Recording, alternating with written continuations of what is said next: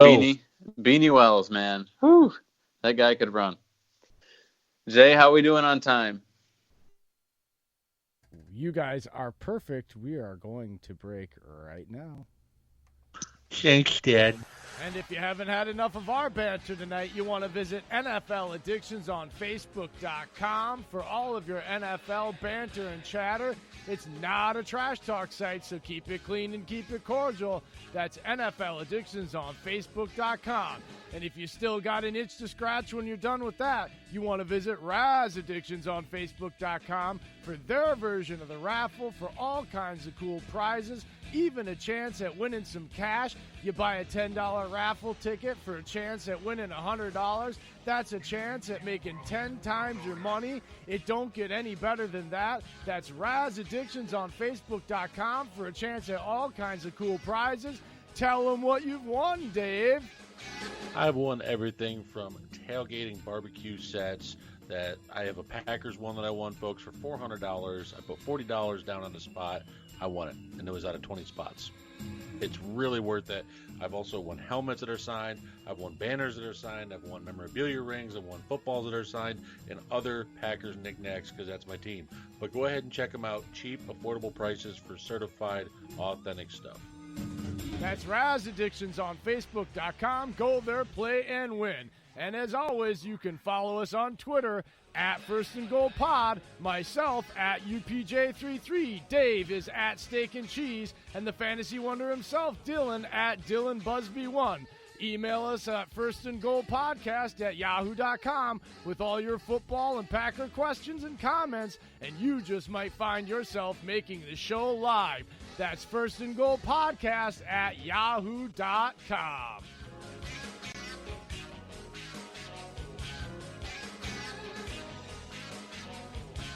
All right, we are back.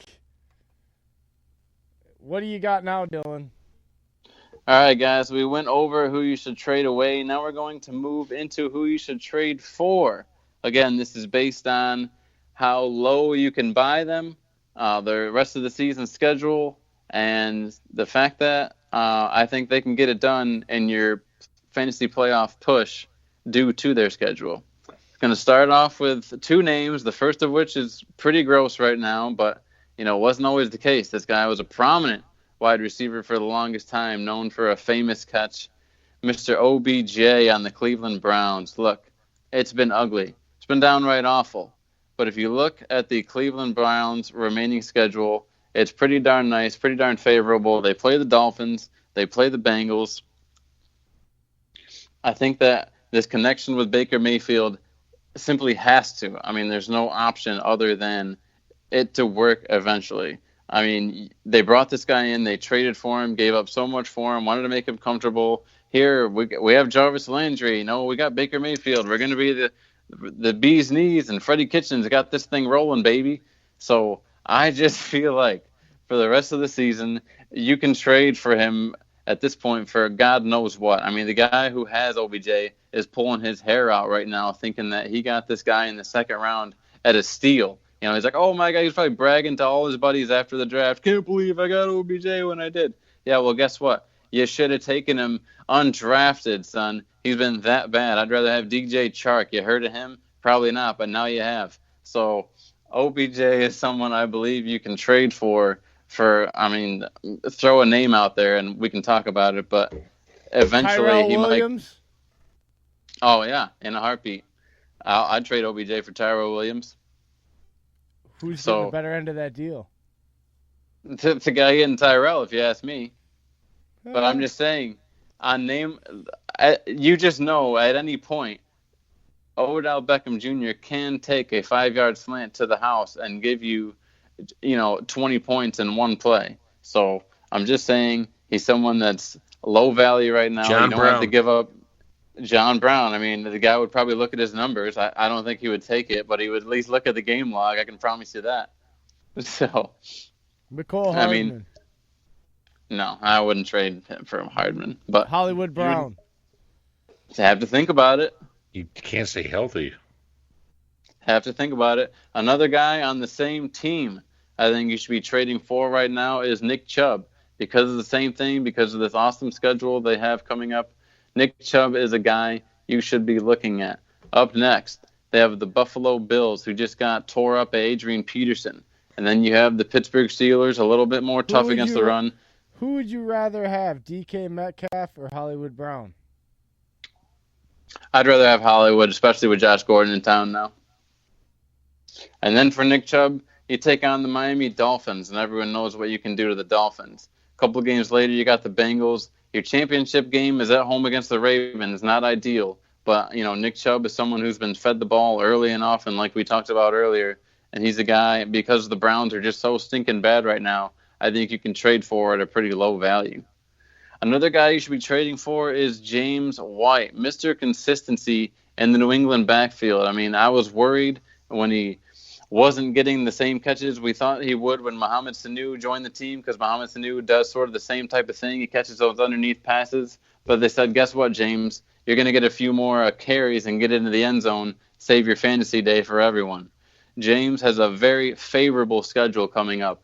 In a couple of weeks, they play the Eagles, who are great against the run, but I guarantee James is going to have great matchups against some linebackers out wide.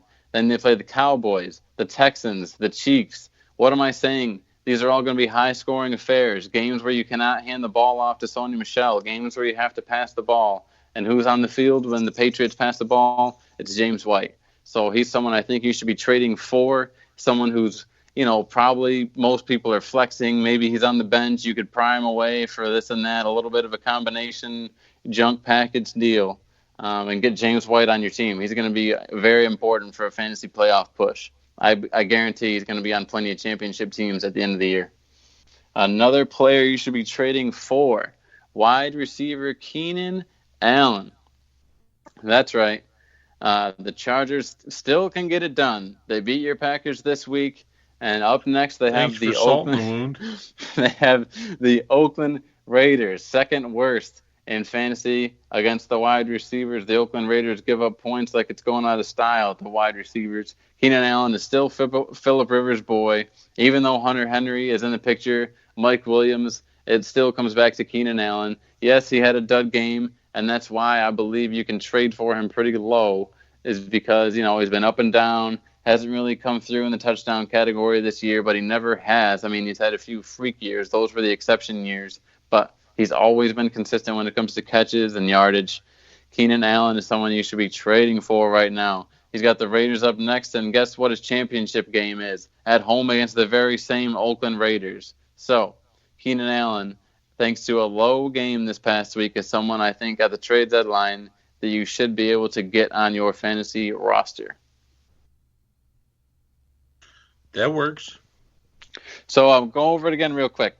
Names you should be trading for at the trade deadline, folks. This is very important. I mean, I know my voice is monotone. I can be hard to follow, and I apologize for that. But this is very important at the trade deadline for your fantasy season. I mean, if you want to sit there at 4 and whatever, 3 and whatever, and think it's all over, that's just fine. Or if you want to make some moves, win out, and back your way into your fantasy playoffs and make the rest of your buddies cry. Oh, I can't believe you got in and I didn't. Yeah, well, guess what? You just sat on your hands and did nothing while I made moves, buddy, after listening to at Dylan Busby 1, at First and Goal Pod, and I got it done. OBJ, Nick Chubb, James White, and Keenan Allen, all guys you should be trading for right now. Very nice. Why is it so quiet? God. I thought he was looking at his arms again. How do you feel about Kalen Ballage as a sleeper? Ooh, I am very glad you brought him up. And it's so funny you brought him up, man. You bring him up every week, and I'm like, bah, nah, bah. Sound like Goat Boy from SNL. Exactly. Every single time, I completely disregard it. And now guess who is more fantasy relevant than ever? Kalen Ballage himself. After Mark Welton gets suspended for 4 games thanks to PEDs, in comes Mr. Bellagio, Kalen Ballage. It's unreal. I mean, I thought earlier I need to bring him up on the fantasy podcast because Dave brings him up every week and I never do. Here we are sitting at however long into the podcast. It's exactly what happened. You brought him up and I forgot about him. Wow. Thank you, sir. What would you do without me? Yes, a very good waiver wire pickup. Jay, if you'd like to, we can go into waiver wire pickups for this week. Yes, do that. Very good. Yeah. Okay. Do that. So, folks, talk about making that playoff push. There are some actually pretty juicy names on the waiver wire this week, guys, you need to add in order to improve your roster. First, we are going to start with Mr. Zach Pascal. Comes in for an injured T.Y. Hilton. We're not exactly sure how the shuffle is going to work between him, Paris Campbell, Deion Kane. You've got the two tight ends. Well, guess what? Zach Pascal comes in, and even with Brian Hoyer entering the game at one point, Zach Pascal goes 5 for 76 and a tutty against those. That's right, I said it. Against the old Pittsburgh Steelers, getting it done. And then also you have Ronald Jones, a name that never gets brought up on this show, and for good reason. Ronald Jones goes 82 yards and a touchdown this past week against the Seattle Seahawks, a guy I'm sure is on most waiver wires available. Go pick him up if you're hurting at running back and need someone to plug in there. Up next is a guy who I really feel bad bringing him up because I brought him up for the past several weeks now, but it's Mr. Devontae Parker out of Miami. And now you've got Preston Williams banged up on the other side. I believe he's going to miss the rest of the season. Goo. Devontae Parker is absolutely relevant down there in Miami. Him and Ryan Fitzpatrick absolutely have a connection. Devontae Parker scored his 4th touchdown of the season this past week against the New York Jets, and he only has 2 games this season with less than 50 yards. So there's a stat you probably did not know. I've got a Miami wide receiver you didn't mention, but since you mentioned Parker. What Prince about Albert? Jakeem Grant? Yeah, I mean, a name that you should stash but not play. What see about how it Alan goes. Hearns? No, thanks. We don't need to get in the abyss. I mean, once I can't see in the water anymore, I'm out. Well, in one of my leagues, I've got not ours, but I've got a spot open because of the big wide receivers I've got on bye. I was looking at either Alex Erickson or Chester Rogers. What kind of league are you in? Chester Rogers is the answer on that one for me. Are you sure? Alex Erickson has gone off, man, the past couple weeks. Week 6, he had 10, 7, 21, 8, 15. Who threw those passes? Andy Dalton. That is correct. Well, Ryan Finley's better than Andy Dalton. Well, we're going to find out. I know you're a Red Rifle supporter, man. I have to ask. No, I mean, it's a good question. But, I mean, Rodgers and Hoyer obviously have a connection from them hooking up in the practice squad and the whole fucking preseason, so. Why are you so grumpy today? I just did like a lean over, and for some reason the lean made me, it was like a grouchy lean, but I'm good. Okay. It's called the J-lean. That works. Jolene. Another guy on the waiver wire who is going into What is he buy. doing? Is he doing Pilates on the show? Oh, God. He's Rob Van Dam over there. This player is going to a bye, but we've been waiting for him to break out all season long. That is rookie tight end Noah Fant. 3 catches. I heard you guys saying you're doing the J lean. I was doing lean back. That's all I was doing. Oh, Fat J. I like it. It's Fat Joe. I know. Anyhow, Noah Fant finally breaking out.